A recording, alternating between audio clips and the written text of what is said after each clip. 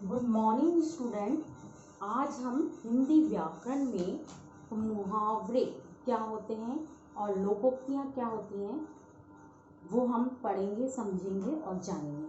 Class 6, 7 और 8 में मुहावरे सिलेबस में है 1 to 20, 1 to 20। तो 1 to 20 हमको मुहावरे लर्न भी करने हैं और उसको समझना भी है एक एक मुहावरे को। मगर मैं आपको मुहावरे क्या होते हैं और कैसे उसको समझा जाता है, कैसे उसको लर्न करना होता है, मैं अभी इस वीडियो में एक्सप्लेन करूँगी क्योंकि ये आपके सिलेबस में है।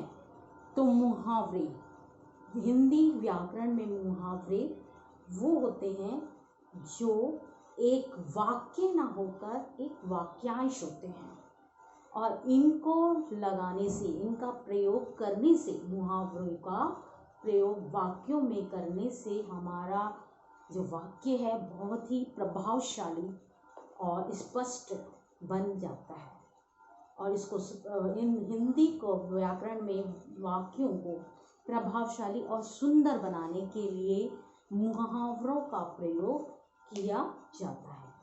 और इसी कारण हिंदी व्याकरण में कुछ मुहावरे व लोकोक्तियाँ हैं जो आपके 10th तक बोर्ड में आती हैं एग्ज़ाम में, जो आपको समझना है।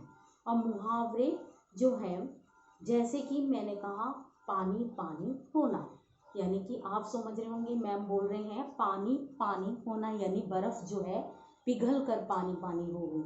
इसका तो शब्दों में अर्थ तो ये है कि पानी पानी होना, यानी कि पानी जो है निकल रहा है कहाँ से, पिघल करके बर्फ़ पिघल रही है तो इसलिए पानी निकल रहा है, तो ये पानी पानी होना। मगर ये नहीं है मुहावरे का, इसमें शाब्दिक यानी इसमें इस मुहावरे का अर्थ है पानी पानी होना, यानी कि लज्जित होना, शर्म आना।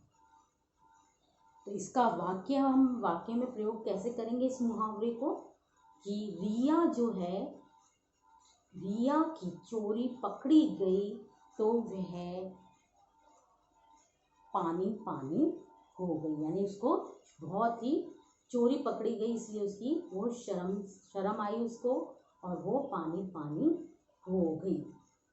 यानी कि रिया जो है उसकी चोरी पकड़ते ही कि उसको पता चल गया कि मेरी चोरी पकड़ में आ गई है, तो वो उसको शर्म आई, यानी कि वो पानी पानी हो गई, यानी कि वो लज्जित हुई, शर्म आई उसको तो वो पानी पानी हो गई। मगर पानी पानी का अर्थ ये होता है कि आप सोचेंगे, आपके माइंड में यही जाएगा कि पानी पानी ये है कि बर्फ़ पिघली और पानी गई, मगर नहीं, मुहावरा है। इस तरह से मुहावरे जो है हिंदी व्याकरण में प्रयोग किए जाते हैं वाक्यों के अंदर। अब वाक्यों के शुरू में भी कुछ मुहावरे जो हैं वाक्यों के शुरू में लगाए जाते हैं, कुछ मुहावरे वाक्यों के बीच में और कुछ मुहावरे वाक्यों के अंत में। जैसा वाक्य हम बनाते हैं ना अपने दिमाग से सोच के, उसी प्रकार से मुहावरे का प्रयोग किया जाता है। तो मुहावरे की परिभाषा क्या होगी, जब कोई वाक्यांश एक से अधिक शब्द, वाक्य नहीं होता वो वाक्यांश होता है, और वाक्यांश एक या एक से अधिक शब्द अपने साधारण अर्थ से का बोध न कराकर किसी विशेष अर्थ का बोध कराता है। यानी कि जैसे कि मैंने उदाहरण दिया पानी पानी होना, यानी कि आपका ये साधारण अर्थ ये है कि बर्फ़ पिघली और पानी पानी हो गई, मगर ये नहीं है। मैंने कहा था पानी पानी मुहावरे का अर्थ है यानी कि लज्जित होना, तो एक विशेष अर्थ प्रकट कर रहा है, दिख रहा है, बता रहा है, तो हम इसको बोलेंगे मुहावरा। लज्जित होना इसका अर्थ है पानी पानी होना, यानी लज्जित होना, यानी कि वह वाक्यांश जो कम से कम 2 या 3 या 4 शब्दों में होकर एक साधारण अर्थ को नहीं बताकर एक विशेष अर्थ को बताते हैं और बोध कराते हैं, बोध कराना मतलब ज्ञान कराते हैं, तो उसे हम मुहावरा कहते हैं।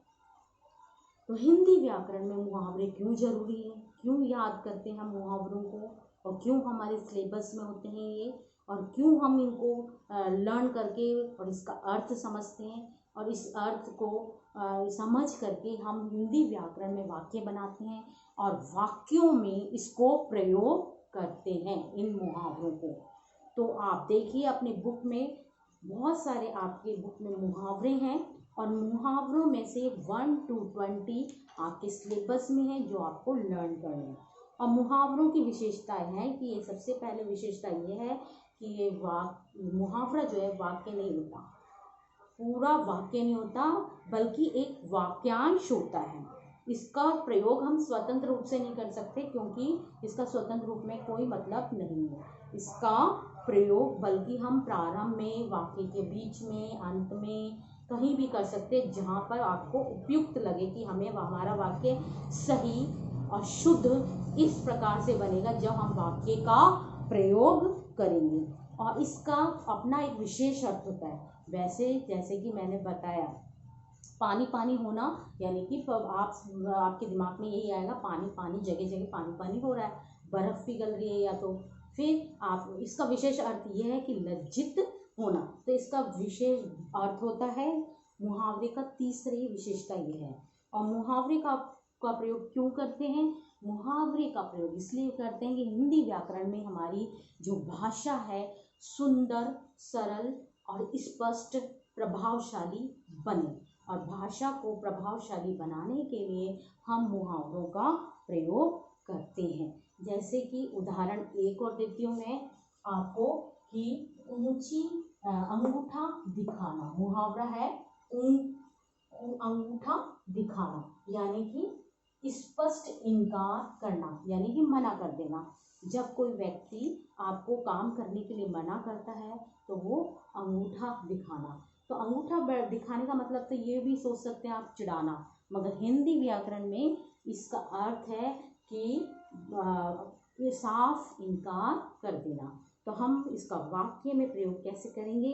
जब मैंने गरिमा से सहायता मांगी तो उसने मुझे अंगूठा दिखा दिया। अंगूठा दिखाना, यह आपका अंगूठा है और आप इसको ऐसे कर देते हैं, यानी कि साफ इनकार करना। यानी कि हिंदी व्याकरण में इसका अर्थ है मुहावरा है ये, अंगूठा दिखाना का अर्थ स्पष्ट करो और वाक्य में इस मुहावरे को वाक्य में प्रयोग करो।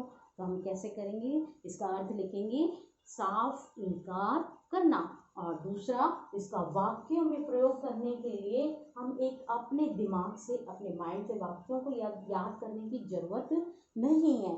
और वाक्य जब हम याद नहीं करेंगे तो अपने दिमाग से सोच के बनाना है। आपको क्या सोच के बनाना है कि गरिमा ने काम करने से इनकार करा, अंगूठा दिखा दिया, यानी कि मैंने गरिमा से सहायता मांगी तो उसने अंगूठा दिखा दिया। यानी कि जो मुहावरा है वो वाक्य के अंदर प्रयोग में लाना चाहिए।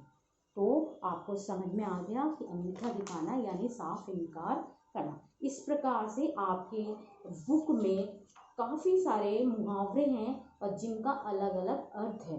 और उन मुहावरों में से 1 to 20 जो है आपको लर्न करना है। 1 to 20 में से मैं आपको एक दो आपको एक्सप्लेन कर देती हूँ।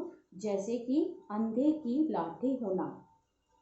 अंधे की लाठी होना, अंधा व्यक्ति है, उसके पास लाठी है, साधारण शब्दों में ही अर्थ है, मगर व्याकरण के अर्थ में यानी कि ज्ञान कराता है, क्या बोध कराता है इसका अर्थ कि असहाय व्यक्ति को एकमात्र सहारा, यानी कि अंधे का सहारा कहाँ क्या है? लकड़ी, मगर लकड़ी से चलता है वो और हर जगह पे पहुंच जाता है लकड़ी के सहारे से। मगर इसका व्याकरण में प्रयोग है कि असहाय व्यक्ति के लिए सहारे की जरूरत, एकमात्र सहारा कोई भी, या तो उसका बच्चा या उसका पोता या कोई भी व्यक्ति, यानी लकड़ी, या एक असहाय यानी कि जिसको जो दिखाई नहीं देता हो, जिसका कोई भी सहारा नहीं है, उसका एकमात्र सहारा या तो लकड़ी हो गई या उसने किसी को बना रखा है वो। तो शरीर इसका वाक्य में आप प्रयोग कैसे करेंगे? वो है अंधे की लाठी होना यानी एक असहाय व्यक्ति का एकमात्र सहारा। रमाकांत अपने वृद्ध माता पिता के लिए अंधे की लाठी है। अंधे की लाठी है यानी कि एकमात्र सहारा असहाय व्यक्ति का। तो आपको समझ में आया होगा। और ये कि इस तरह से ईद का चांद होना। मैं ऐसे भी कहते हैं कि रोहन जो है आजकल बहुत दिनों से दिखाई नहीं दे रहा। ये मेरी होगी साधारण वाक्य और साधारण भाषा। जब मैंने ऐसे बोला, मुहावरा उसके अंदर रखा कि रोहन तो आजकल ईद का चांद हो गया है, यानी कि मैंने उसमें एक वाक्य का प्रयोग किया, वाक्य में मुहावरे का प्रयोग किया, ईद का चांद होना। ईद का चांद यानी कि बहुत कम दिखाई देना, यानी कि वो जो है ईद का चांद हो गया, बहुत दिनों के बाद दिखाई देना, या बहुत ही कम दिखाई देना, बहुत दिनों के बाद दिखाई देना, ईद का चांद होना। तो अब आपने मुहावरे समझ लिए। 6, 7, 8 क्लास ऐसे ही मुहावरे आपको वाक्य को समझ के और उसका अर्थ समझ के लर्न करने हैं। अब है लोकोक्तियाँ। लोकोक्तियाँ जैसे कि लोको मतलब लोक, जनता, इसका अर्थ है, और उक्ति मतलब कथन। लोकोक्तियाँ कैसे बनी हिंदी व्याकरण में? लोग यानी कि लोगों द्वारा प्राचीन काल से, बहुत ही प्राचीन काल से लोगों द्वारा कही गई जो वाक्य हैं, कहे गए जो शब्द हैं, उनको ज्यों का त्यों हम अभी तक हिंदी में प्रयोग कर रहे हैं। उनकी उक्ति मतलब कथन। लोकोक्तियाँ यानी कि कुछ उक्तियाँ प्राचीन काल से चली आ रही हैं हिंदी व्याकरण में और भाषा में, हिंदी भाषा में, जो कि हम ज्यों की त्यों उनको बोलते हैं और उसको वाक्य में प्रयोग करते हैं। जैसे कि लोकोक्तियाँ भी 6, 7, 8 क्लास में आपके हैं, 10 तक आएगी बोर्ड में। लोकोक्तियाँ क्यों, जिनका प्रयोग कैसे किया जाए? किसी बात का समर्थन करने के लिए हम इसका प्रयोग करते हैं, किसी को सीख देने के लिए, यानी कि कोई शिक्षा देनी है तो हम लोकोक्ति का प्रयोग मुहावरे में करते हैं। किसी पर व्यंग यानी कि हंसी मजाक करने के लिए, व्यंग करने के लिए, किसी बात का विरोध करने के लिए हम लोकोक्तियाँ का कि ये विरोध क्योंकि इन लोकोक्तियों और मुहावरे का मैं पहले ही बता चुकी हूँ कि वाक्य में प्रयोग इसलिए करते हैं कि हिंदी को प्रभावशाली और सुंदर बनाने के लिए, ताकि उसका बोध यानी कि वाक्य का जो ज्ञान है वो हमको पूरा मिल सके। हाँ, किसी बात का विरोध करने के लिए, किसी को चेतावनी, वार्निंग, यानी इंग्लिश में वार्निंग बोलते हैं, किसी को चेतावनी देनी है तो हम लोकोक्ति का प्रयोग करते हैं। और किसी को व्यंग करने के लिए, किसी को अच्छी शिक्षा देने के लिए हम लोकोक्तियाँ प्रयोग करते हैं। और लोकोक्तियाँ होती क्या है वो मैंने आपको स्पष्ट कर दिया है कि लोगों द्वारा, और उक्ति मतलब कथन, लोगों द्वारा प्राचीन काल से चले आ रहे शब्दों का हम ज्यों का त्यों प्रयोग करते आ रहे हैं। जैसे कि आम के आम, गुठलियों के दाम, यानी कि इसका अर्थ है दोहरा लाभ, यानी कि दोहरा लाभ वो है जो कि हमको दुगना लाभ हो रहा है, यानी कि आम के आम, गुठलियों के दाम। आम के आम, जब आप आम खाते हैं तो आपको गुठलियाँ भी दिखाई देती हैं और गुठलियाँ मिलती हैं आम के अंदर। तो इसमें ये कथन है, ये लोकोक्ति है कि आम से तो हमें फ़ायदा हो रहा है कि आम खा रहे हैं हम, मगर गुठलियाँ भी हैं, उसकी बेकार नहीं है, उसको हम उस काम में ले सकते हैं, गुठलियों को फेंकना नहीं है, काम में ले सकते हैं। तो यानी कि साधारण शब्दों में मैंने इसका अर्थ ये बताया, मगर हिंदी व्याकरण में लोकोक्तियों का अर्थ है इसका आम का आम, गुठलियों के दाम, यानी कि दोहरा यानी कि दुगना लाभ होना। कैसे? वाक्य प्रयोग। पुरानी पुस्तकें पढ़कर मैंने परीक्षा में प्रथम श्रेणी प्राप्त कर ली और उसके बाद पुस्तकें आधे दाम पर बेच दी, तो मुझे क्या हुआ? आम के आम, गुठलियों के दाम। इसे कहते हैं आम के आम, गुठलियों के दाम। जब मैं थी कक्षा 7th में, तब मैंने पुस्तकें पढ़ी, अपनी हर सब्जेक्ट की पुस्तकें पढ़ी और उसमें मैंने क्या रिजल्ट आया मेरा कि मैं प्रथम श्रेणी में पास हुई। और फिर प्रथम श्रेणी में पास होने के बाद वो पुस्तकें मैंने अपनी सहेली को दे दी तो इसे कहते हैं आम के आम गुठलियों के दाम। यानी कि मुझे जब मैंने वो पुस्तकें बेची तो मुझे वो पैसे भी मिले, उनके रुपए भी मिले, मुझे धन का लाभ हुआ।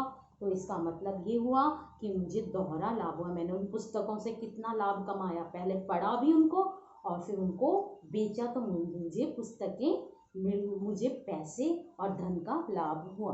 तो यानी कि दोहरा लाभ होना।